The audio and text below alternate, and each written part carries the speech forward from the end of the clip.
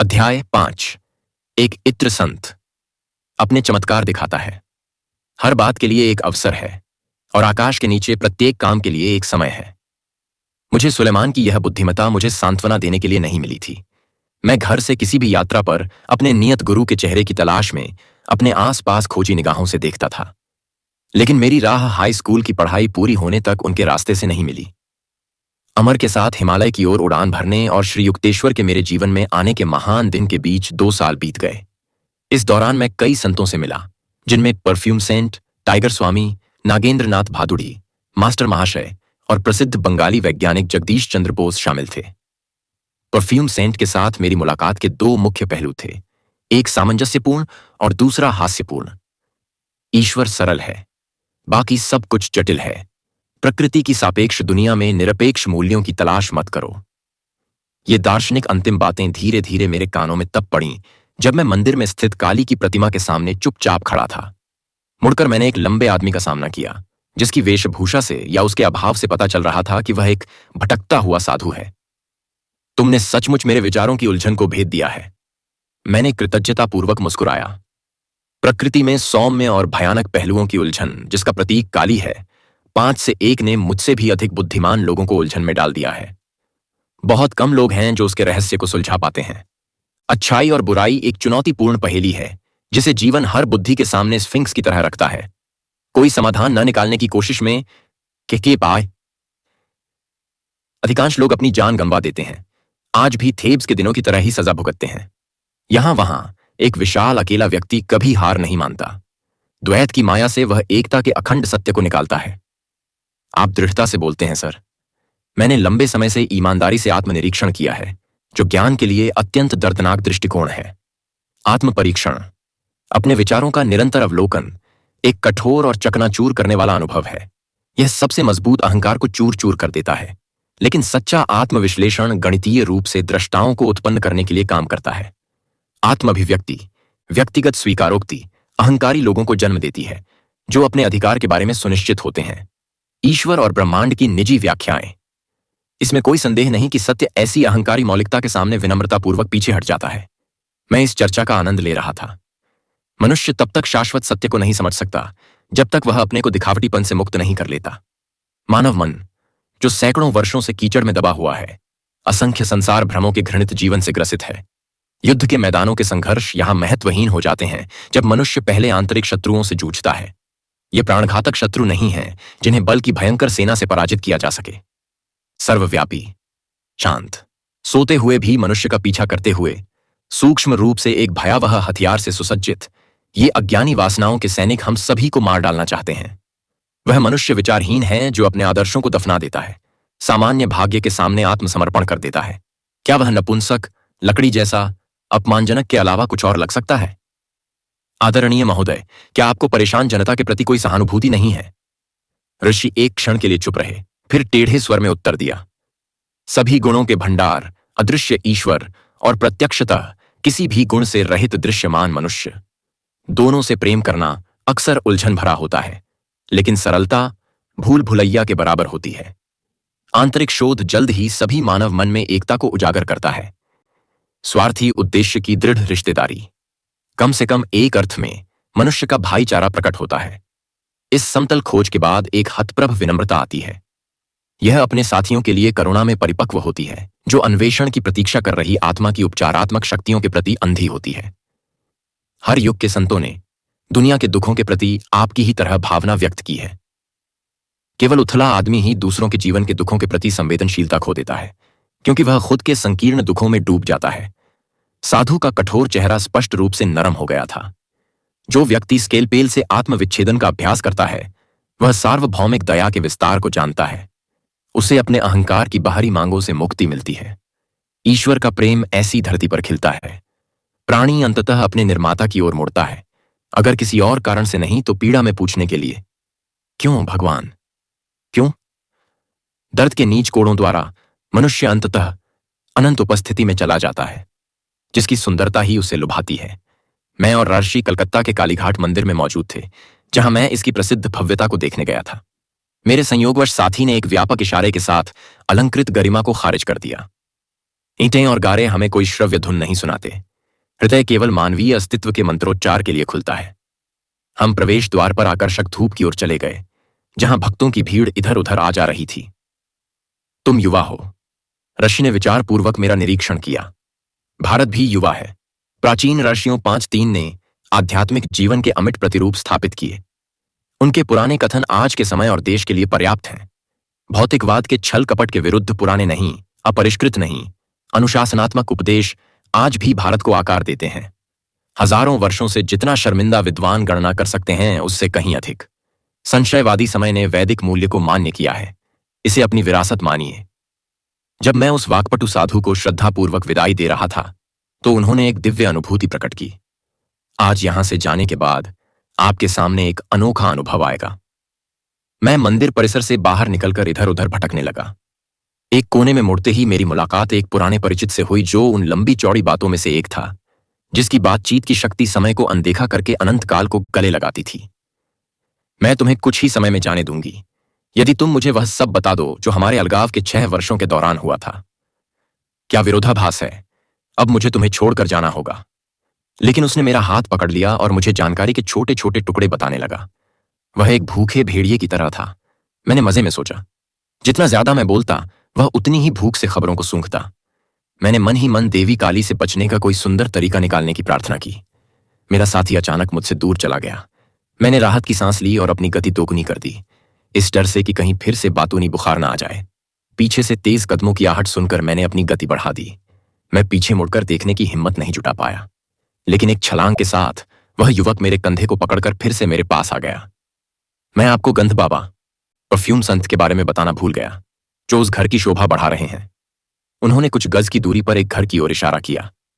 उनसे मिलिए, वे दिलचस्प हैं। आपको कोई अनोखा अनुभव हो सकता है। अलविदा। और वे वास्तव में मुझसे दूर चले गए। कालीघाट मंदिर के साधु की इसी तरह की भविष्यवाणी मेरे दिमाग में कौंध गई। निश्चित रूप से उत्सुकता से मैं घर में दाखिल हुआ और मुझे एक शानदार बैठक में ले जाया गया। वहां लोगों की भीड़ बैठी हुई थी, ओरिएंटल तरीके से। यहां वहां एक मोटे नारंगी रंग के कालीन पर एक विस्मयकारी फुसफुसाहट मेरे कान में पहुंची। तेंदुए की खाल पर गंध बाबा को देखिए। वे किसी भी फूल की प्राकृतिक सुगंध को किसी भी गंधहीन फूल में भर सकते हैं, या किसी मुरझाए हुए फूल को पुनर्जीवित कर सकते हैं, या किसी व्यक्ति की त्वचा से सुखद सुगंध निकाल सकते हैं। मैंने सीधे संत की ओर देखा। उसकी त्वरित नजर मेरी ओर टिकी हुई थी। वह मोटा और दाढ़ी वाला था। उसकी त्वचा काली और बड़ी चमकती हुई आंखें थीं। बेटा, तुम्हें देखकर मुझे खुशी हुई। बोलो, क्या चाहिए? क्या तुम कुछ परफ्यूम लोगे? किस लिए? मुझे उसकी टिप्पणी बचकानी लगी। इत्र का आनंद लेने के चमत्कारी तरीके का अनुभव करने के लिए। गंध बनाने के लिए भगवान का उपयोग, इससे क्या फर्क पड़ता है? भगवान तो वैसे भी इत्र बनाते हैं। हाँ, लेकिन वह पंखुड़ियों की कमजोर बोतलें बनाता है, जिन्हें ताजा इस्तेमाल करके फेंक दिया जाता है। क्या आप फूलों को मूर्त रूप दे सकते हैं? मैं इत्र का भौतिकीकरण करता हूं छोटे दोस्त। तब तो सुगंध कारखाने बंद हो जाएंगे। मैं उन्हें अपना व्यापार जारी रखने की अनुमति दूंगा। मेरा अपना उद्देश्य ईश्वर की शक्ति का प्रदर्शन करना है। सर, क्या ईश्वर को प्रमाणित करना आवश्यक है? क्या वह हर जगह हर चीज में चमत्कार नहीं करता? हाँ, लेकिन हमें भी उनकी अनंत रचनात्मक विविधता को प्रकट करना चाहिए। अपनी कला में निपुणता प्राप्त करने में आपको कितना समय लगा? 12 साल। सूक्ष्म साधनों द्वारा सुगंधों के निर्माण के लिए।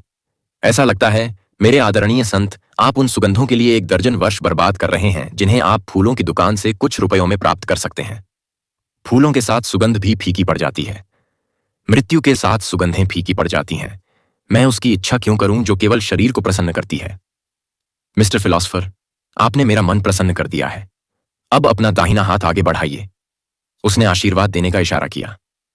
मैं गंध बाबा से कुछ फीट की दूरी पर था। मेरे शरीर को छूने के लिए कोई और इतना पास नहीं था। मैंने अपना हाथ बढ़ाया, जिसे योगी ने नहीं छुआ। तुम्हें कौन सा इत्र चाहिए? गुलाब। ऐसा हो इसलिए। मुझे बहुत आश्चर्य हुआ जब मेरी हथेली के बीच से गुलाब की मनमोहक खुशबू आ रही थी। मैंने मुस्कुराते हुए पास के फूलदान से एक बड़ा सफेद गंधहीन फूल उठाया। क्या इस गंधहीन फूल में चमेली की खुशबू भरी जा सकती है? ऐसा हो इसलिए। पंखुड़ियों से तुरंत चमेली की खुशबू आने लगी। मैंने चमत्कारी व्यक्ति का धन्यवाद किया और उनके एक शिष्य के पास बैठ गया। उसने मुझे बताया कि गंध बाबा, जिनका असली नाम विशुद्धानंद था, ने तिब्बत में एक गुरु से कई आश्चर्यजनक योग रहस्य सीखे थे।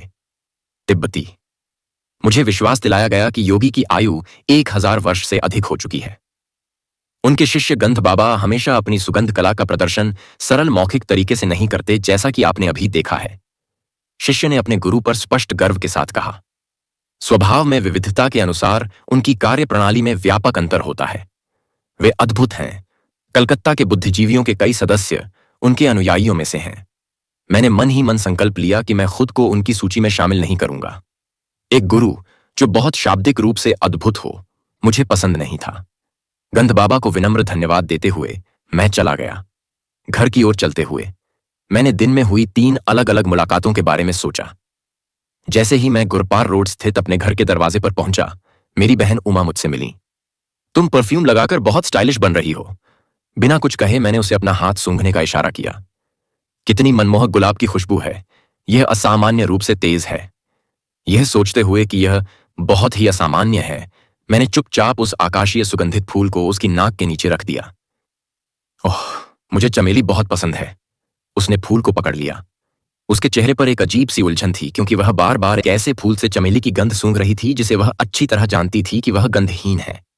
उसकी प्रतिक्रियाओं ने मेरे संदेह को खत्म कर दिया कि गंध बाबा ने एक आत्मसंकेतक अवस्था उत्पन्न कर दी थी, जिससे केवल मैं ही सुगंधों को पहचान सकता था। बाद में मैंने अपने एक मित्र आक्यो अलकनंदा से सुना कि इत्र संत के पास एक ऐसी शक्ति थी जिसके बारे में मैं चाहता हूं कि वह एशिया और आज यूरोप के भूख से मर रहे लाखों लोगों के पास भी हो। अलकनंदा ने मुझे बताया, मैं बर्दवान में गंध बाबा के घर पर 100 अन्य मेहमानों के साथ मौजूद था। यह एक भव्य अवसर था। चूंकि योगी के बारे में माना जाता था कि वह हवा से भी चीजें निकाल सकता है, इसलिए मैंने हंसते हुए उनसे कुछ बेमौसम कीनू बनाने का अनुरोध किया। तुरंत ही सभी केले के पत्तों की प्लेटों पर मौजूद लुचियां फूल गईं। प्रत्येक ब्रेड लिफाफे में एक छिला हुआ कीनू था। मैंने कुछ घबराहट के साथ अपनी ब्रेड का एक टुकड़ा चखा, लेकिन मुझे वह स्वादिष्ट लगा। कई साल बाद मुझे आंतरिक अनुभूति से समझ में आया कि गंध बाबा ने किस तरह से अपने भौतिकीकरण को पूरा किया। अफसोस, यह तरीका दुनिया की भूखी भीड़ की पहुंच से बाहर है। मनुष्य जिन विभिन्न संवेदी उत्तेजनाओं पर प्रतिक्रिया करता है, स्पर्श, दृश्य, स्वाद, श्रवण और घ्राणवे इलेक्ट्रॉनों और प्रोटॉन में कंपन संबंधी भिन्नताओं द्वारा उत्पन्न होते हैं। बदले में कंपन को लाइफ्ट्रॉन द्वारा नियंत्रित किया जाता है। सूक्ष्म जीवन शक्तियां या परमाणु से भी सूक्ष्म ऊर्जाएं, जो 5 विशिष्ट संवेदी विचार पदार्थों से बुद्धिमानी से चार्ज होती हैं। गंध बाबा ने कुछ यौगिक अभ्यासों द्वारा स्वयं को ब्रह्मांडीय शक्ति के साथ जोड़कर जीवन शक्ति को उनके कंपन संरचना को पुनः व्यवस्थित करने और वांछित परिणाम को वस्तुगत बनाने में सक्षम बनाया। उनका इत्र अन्य चमत्कार सांसारिक स्पंदनों का वास्तविक भौतिकीकरण थे, न कि सम्मोहन द्वारा उत्पन्न आंतरिक संवेदनाएं। 5 इत्र संत द्वारा दिखाए गए चमत्कारों का प्रदर्शन शानदार है, लेकिन आध्यात्मिक रूप से बेकार है। मनोरंजन के अलावा इनका कोई उद्देश्य नहीं है। ये ईश्वर की गंभीर खोज से भटकाव है। सम्मोहन का उपयोग चिकित्सकों द्वारा छोटे मोटे ऑपरेशनों में एक प्रकार के मानसिक क्लोरोफॉर्म के रूप में किया जाता है, जो उन व्यक्तियों के लिए होता है जिन्हें एनेस्थेटिक से खतरा हो सकता है। लेकिन सम्मोहन की स्थिति उन लोगों के लिए हानिकारक होती है जो अक्सर इसके अधीन होते हैं। एक नकारात्मक मनोवैज्ञानिक प्रभाव उत्पन्न होता है, जो समय के साथ मस्तिष्क कोशिकाओं को विकृत कर देता है। सम्मोहन दूसरे की चेतना के क्षेत्र में अतिक्रमण है। इसकी अस्थायी घटनाओं का ईश्वरीय अनुभूति वाले लोगों द्वारा किए गए चमत्कारों से कोई लेना देना नहीं है। ईश्वर में जागृत सच्चे संत रचनात्मक ब्रह्मांडीय स्वप्नदर्शी के साथ सामंजस्यपूर्ण रूप से जुड़ी इच्छा के माध्यम से इस स्वप्न जगत में परिवर्तन लाते हैं। असाधारण शक्तियों के दिखावटी प्रदर्शन की निंदा गुरुओं द्वारा की जाती है। फारसी रहस्यवादी अब्बू सईद ने एक बार कुछ फकीरों पर मजाक उड़ाया था जो पानी, हवा और अंतरिक्ष पर अपनी चमत्कारी शक्तियों पर गर्व करते थे। एक मेंढक भी पानी में घर जैसा महसूस करता है, अब्बू सईद ने हल्के से उपहास करते हुए कहा। कौवा और गिद्ध आसानी से हवा में उड़ सकते हैं। शैतान एक साथ पूर्व और पश्चिम में मौजूद है। सच्चा इंसान वह है जो अपने साथियों के बीच धार्मिकता में रहता है, जो खरीदता और बेचता है, फिर भी एक पल के लिए भी ईश्वर को नहीं भूलता। एक अन्य अवसर पर महान फारसी शिक्षक ने धार्मिक जीवन पर अपने विचार इस प्रकार व्यक्त किए। अपने दिमाग में जो कुछ भी है, स्वार्थी इच्छाएं और महत्वाकांक्षाएं, उसे त्याग दो। अपने हाथ में जो कुछ भी है उसे मुक्त रूप से दे दो और विपत्ति के प्रहारों से कभी पीछे मत हटो। न तो कालीघाट मंदिर के निष्पक्ष ऋषि और न ही तिब्बती प्रशिक्षित योगी ने गुरु के लिए मेरी लालसा को संतुष्ट किया। मेरे दिल को अपनी पहचान के लिए किसी शिक्षक की जरूरत नहीं थी, और उसने खुद ही शाबाश चिल्लाया, और भी जोर से, क्योंकि अक्सर मौन से पुकारा नहीं जाता था। जब मैं आखिरकार अपने गुरु से मिला तो उन्होंने मुझे केवल उदाहरण की उत्कृष्टता से एक सच्चे आदमी का माप सिखाया। 5.1 काली प्रकृति में शाश्वत सिद्धांत का प्रतिनिधित्व करती हैं। उन्हें पारंपरिक रूप से 4 भुजाओं वाली महिला के रूप में चित्रित किया जाता है, जो भगवान शिव या अनंत के रूप में खड़ी हैं, क्योंकि प्रकृति या अभूतपूर्व दुनिया 9 मेनन में निहित है। 4 भुजाएं मुख्य विशेषताओं का प्रतीक हैं, 2 लाभकारी 2 विनाशकारी, जो पदार्थ या सृष्टि के आवश्यक द्वैत को दर्शाती हैं। 5.2 ब्रह्मांडीय भ्रम, शाब्दिक रूप से मापनकर्ता। माया सृष्टि में जादुई शक्ति है जिसके द्वारा सीमाएं और विभाजन स्पष्ट रूप से अथाह और अविभाज्य में मौजूद हैं। कविता लिखी जिसे उन्होंने माया का शीर्षक दिया। भ्रम अभेद्य कार्य करता है, असंख्य जाल बुनता है। उसके उल्लासमय चित्र कभी असफल नहीं होते, एक दूसरे को भीड़ देते हैं। पर्दे पर पर्दा, मोहिनी जिस पर विश्वास किया जाएगा वह मनुष्य जो धोखे के प्यासे हैं। 5.3 ऋषियों, शाब्दिक रूप से दृष्टाओं ने अनिश्चित प्राचीन काल में वेदों के लेखकों को जन्म दिया। 5.4 चप्पटी, गोल भारतीय रोटी,